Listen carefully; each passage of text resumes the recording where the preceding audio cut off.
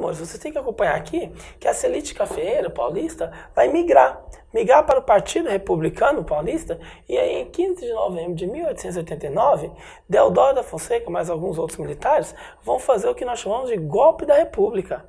A República já é um movimento que nasce, aí nós podemos usar Aristides Lobo, nós podemos usar Edgar Dedeca, nós podemos citar a bibliografia de Boris Fausto, grandes historiadores que vão defender como o início da República, aí ó, porque nós vamos ter um regime agora que vai mudar a Constituição. Lembra daquela Constituição outorgada pelo Imperador? Lembra daquela Constituição que garantiu o poder moderador sobre os demais? Pronto, agora vai ter que ser alterada. Olha aqui para o quadro todo. Marechal Deodoro, um dos principais artífices, um dos principais componentes desse Brasil republicano. E o seu fiel, assim, escudeiro, a esfinge dos interesses públicos, o general qual? Não ouvi? Qual general? Não vai falar uma coisa de atual presidente, não. O general qual, gente? Floriano Peixoto. Então nós tínhamos os marechais, né, Deodoro da Fonseca, que depois até o general que elevado foi ao cargo de marechal, Floriano Peixoto. O que esses dois militares representam? O início do que nós chamamos em 1889 a 1894 de República das Espadas, ou República da Espada, que é um período na história do Brasil em que os dois primeiros presidentes, ou presidente, que não é mais imperador, os dois primeiros presidentes eram militares, meus amores. Militares, isso mesmo, ó, batia continência, sentido, senhor, bom dia, boa tarde, boa noite, sim senhor, não senhor. Então, os militares defendiam, segundo o lema positivista, e tinham a prerrogativa de cuidar do interesse nacional. Tá de boa? Então acompanha aqui.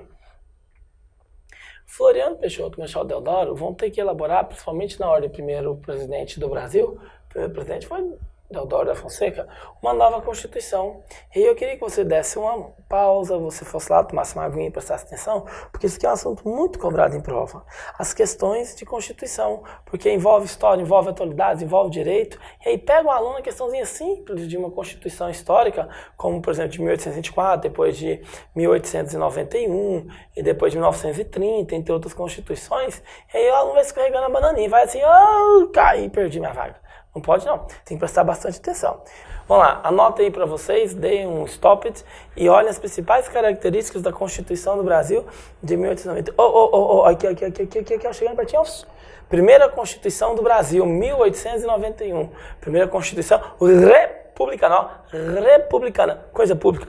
Nós vamos ter como características, inspirada no modelo norte-americano, inspirado no ideal iluminista, vocês vão lembrar disso em história geral, e o modelo que, meus amores? Presidencialista. O que significa dizer que é um modelo presidencialista, gente? É um modelo em que todos os poderes estarão convivendo harmonicamente, estarão convivendo os três poderes de maneira harmoniosa. Prof, mas se eu pegar meu caderninho aqui, o senhor disse para mim lá nas últimas aulas que nós tínhamos o quarto poder, sim, que era o sobreza, o poder moderador. Mas em qual período, cidadão? Qual período, seu Zé? No período imperial. Agora nós já temos aqui a instauração do regime republicano. Se eu tenho uma nova forma de governo, e esse governo agora vai ter um ideal mais positivista, mais norte-americano, um ideal mais iluminista, eu vou ficar tendo poder moderador? Que cargas d'água de sentido faz eu continuar tendo poder moderador? Algum, meus amores? Não, senhor. Então acompanha aqui no quadro. Características da Constituição Republicana de 1891. Anotem. Inspirado no modelo norte-americano. Anotaram? Inspirado no modelo norte-americano. O que mais? Modelo o que, meus amores? Presidencialista. Estado era o que, gente? Laico. Cartórios e cemitérios e o sistema era republicano. Pasmem. Até o fim do Segundo Reinado, quem fazia o registro dos nascidos eram registrados na hora do batismo. Então, o registro dos nascidos só se dava quando batizava, ou seja, nós tínhamos, através do beneplácito, do padroado régio, uma união entre a igreja e o Estado no Segundo Reinado. Essa união agora vai ser quebrada, ó. No Brasil República, nós vamos ter um Estado que é L-A-I-C-O, de lado, L-A-I-C-O, de outro lado, L-A-I-C-O. Olha aqui no quadrinho, que Estado é esse, gente? Um Estado laico. O que é um Estado laico? É um Estado que defende todos os credos, todos os cultos religiosos, todas as divisões religiosas, e não há um Estado único oficial, tá claro? Então, amores, vocês não deixem de prestar atenção, não deixem de anotar todas essas características aqui do Brasil início da sua república, a partir de 1891, no final do século XIX. Quais são as características básicas da Constituição Republicana de 1891? Primeiro, o Estado é laico. Professor, eu não vi esse termo, vai aprender agora. Laico. Laico. O Estado, ele não é refém, o Estado não pode te cessar, não pode te impedir de ter um culto religioso, uma crença ou não tê-la. O Estado não pode assumir uma paridade religiosa, o Estado não pode seguir uma normativa religiosa, ele tem que ser autônomo, independente da forma religiosa. Tá claro, meus amores? Continuando aqui, quando eu tenho cartório e cemitérios, eu resolvo o problema da dependência da igreja para registrar. Então eu preciso ter no Brasil agora métodos de registrar quem nasce, de registrar quem faleceu, primeiro dos cemitérios, dos cartórios, que já existiam os cartórios, mas eram muito vinculados à presença da igreja. Uma palavra de um padre, de um bispo, tinha um valor como se fosse de um juiz. Então uma determinação, um pedido, um parecer de um bispo, de um padre, de um líder religioso, tinha um parecer muito próximo ao de um juiz no Brasil do Império e Brasil início da República. Beleza? O que significa dizer que era um regime presidencialista? Acorda. Atenção, Dona Maria. O que é um regime presidencialista? É um regime no qual o presidente ele é o gradiente de poder. Ele concentra as forças. Quais forças? Executiva, legislativa e judiciária. Tá beleza? No presidencialismo, obviamente o presidente detém todas as forças. Desculpa.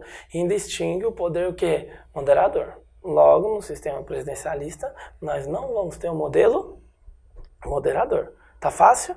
Namastê, tá tranquilo, de boa?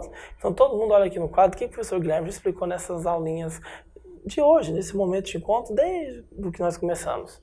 Brasil, República. Professor, o que é o Brasil República, cara? Eu estou estressando.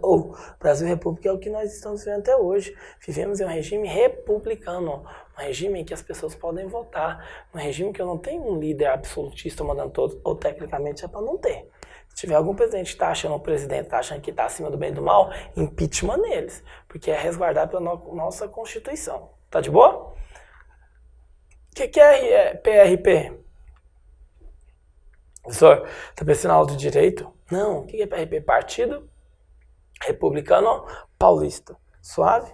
E aí, galerinha, nós vamos ter uma revisão aqui ó, do 15 de novembro de 89, quando os republicanos formaram os últimos republicanos de última hora, os paulistas, bandearam, ó, pularam aqui, largaram o Império, ó, vou pro lado da República. Largaram o Império, vou pro lado da República. Largaram o Império, vou pro lado da República.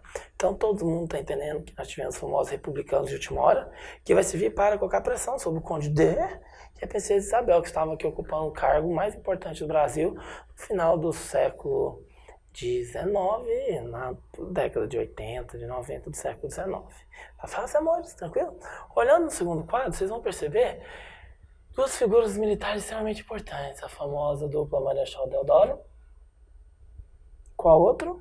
Floriano Peixoto, não vi? Marechal Deodoro e Floriano Peixoto. Essa Constituição republicana que vai ser promulgada, vai ser votada, elaborada pelo Congresso Nacional, previa uma coisa muito importante. O primeiro você já colocou, que era a criação de um Estado laico.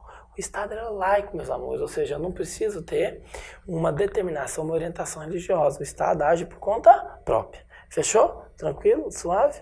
Então, todo mundo prestando atenção aqui. Esse Estado que age por conta própria impedia que houvesse, ou que tivesse ocorrido, uma arbitrariedade. Ou pelo menos era para impedir o que nós chamamos de arbitrariedade, de abuso de poder. Inspirada no modelo que, meus amores? Norte-americano e o modelo presidencialista. Então, vocês não podem esquecer, o Estado é laico, você alcançava a presidência por meio de voto, você está no sistema republicano, em que nós não vamos ter agora mais províncias, nós vamos ter agora os estados. Então, o estado A, a província A passa a ser estado A, a província Y passa a ser estado Y, e assim sucessivamente. Alguma dúvida? Uma política importante que nós vamos ter no início da República Velha, ou então também chamado pelos historiadores de Primeira República, é o que eu vou comentar com você, chamado encilhamento. Ou seja, essa primeira tentativa de organizar a República no Brasil, viram a necessidade, sentiram a necessidade do Brasil se tornar o quê, meus amores? Industrial. Então eu preciso industrializar o Brasil. Como é que eu vou pegar o Brasil, um país com 80% das pessoas morando no campo, e levar para as cidades? Vou sair distribuindo? Quase. O governo vai emitir o quê, gente? Moeda. Eles chamam a convite do presidente Deodoro e da sua cúpula, até mesmo Floriano, que já fazia parte do esquema que eu falo positivamente dos marechais do poder no Brasil no início da República. Chamam quem? Rui Barbosa. Rui Barbosa, Águia de Aia. Isso mesmo. Águia, isso mesmo. Rui Barbosa? Muito bem. Quem foi Rui Barbosa? O ministro da Fazenda no Brasil durante a Primeira República, responsável pelo encilhamento. Quem quiser, para um vídeo e escreve no seu caderno. Encilhamento. Voltei? O que é o encilhamento, meus amores? É uma política de emissão de crédito de seda para que o Brasil pudesse, no fim do século XIX, início do século XX, iniciar o seu atrasado sistema de quê, gente? Industrialização. Precisávamos fazer com que o Brasil passasse agora com um surto de industrialização. Lembrando que a era Mauá, Irineu Evangelista, como comentei com vocês, o Barão de Mauá, ele não foi muito bem sucedido graças à dorzinha de cotovelo, graças à má vontade do Império, tá bom? Do Segundo Reinado. Amores, esse encilhamento não vai dar certo. As pessoas vão começar o quê? A abrir empresa fantasma. Alguns brasileiros de má índole, de má fé, começam a pegar o dinheiro, o nome da mãe, do pai, do vô, do bisavô que já morreu, levavam o documento e tiravam o dinheiro do governo. Isso vai gerar uma grande inflação. Então, o início da República no Brasil é um início conturbado economicamente. Até que, a partir do início do século XX, uma forma econômica busca resolver e amparar, ou seja, amparar os cafeicultores, ao mesmo tempo aparar as arestas, tirar essas diferenças. É o poder do café. Eram os barões do café que não queriam e não desejavam que o Brasil transferisse dinheiro da lavoura cafeira para a indústria. Não queriam que houvesse uma transferência de um poder, de um know-how agrícola, cafeiro, exportador, para um projeto nascente de industrialização no Brasil. Tá beleza, amores? Então, continuando aqui todos, uma coisa que vocês têm que lembrar dessa aulinha, o fim do poder moderador.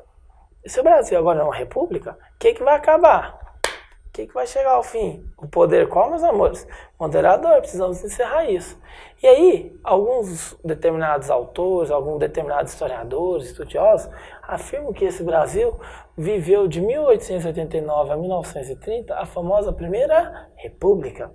E aí nós vamos começar a Primeira República, os estudos de poder, daqui um pouco. Beijo, professor Gui, já volto.